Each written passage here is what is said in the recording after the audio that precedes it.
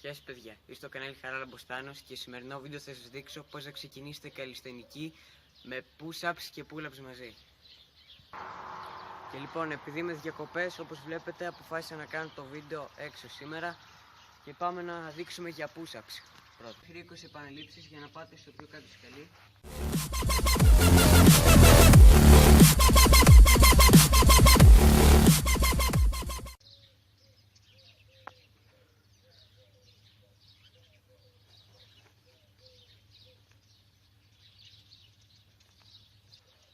Αργότερα, αφού κάνετε 20 στο κάθε σκαλί, πάμε στην επόμενη άσκηση, η οποία είναι κάμψεις από γόνατα. Είστε σε αυτήν εδώ τη θέση, ίσιος, ούτε έτσι, στην ευθεία του σώμα και άλλες 20 επαναλήψεις.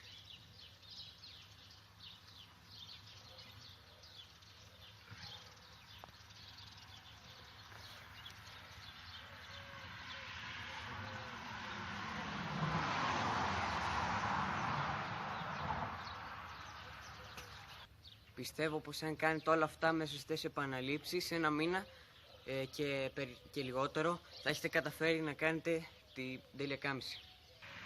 Λοιπόν, τώρα είμαστε στο μονόζυγο και πάμε στα pull-ups όπως βλέπετε. Και πάμε να σας δείξω την πρώτη άσκηση, η οποία είναι αυτή, που είστε εδώ. Και ανεβάζετε έτσι, επί 10 φορές.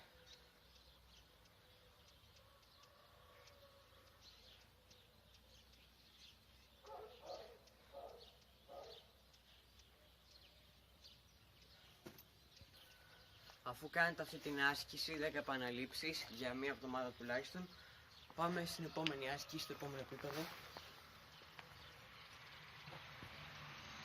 Είσαι εδώ πέρα και κάνεις όσο περισσότερη ώρα μπορείς. Όσο μπορείς για να δυναμώσει η έλξη και αν μπορείς να το κάνεις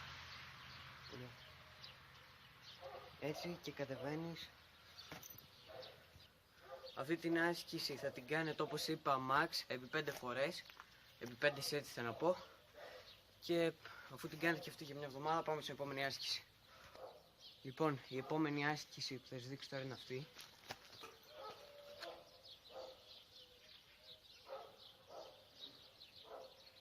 Όσο πιο σιγά μπορείτε κατεβαίνετε, όσο πιο αργά.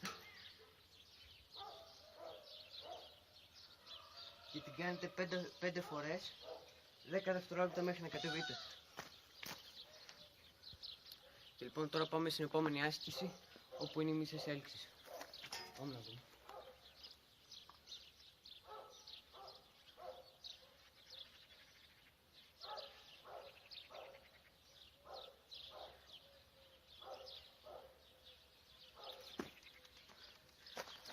Επί 10 φορές αυτή την άσκηση όπως βλέπετε. Και πάμε στο επόμενο επίπεδο. Λοιπόν, τώρα αφού δείξαμε το tutorial πώς γίνονται οι κανονικές αυτές οι δύο ασκήσεις, πάμε να δούμε πώς γίνονται κανονικά.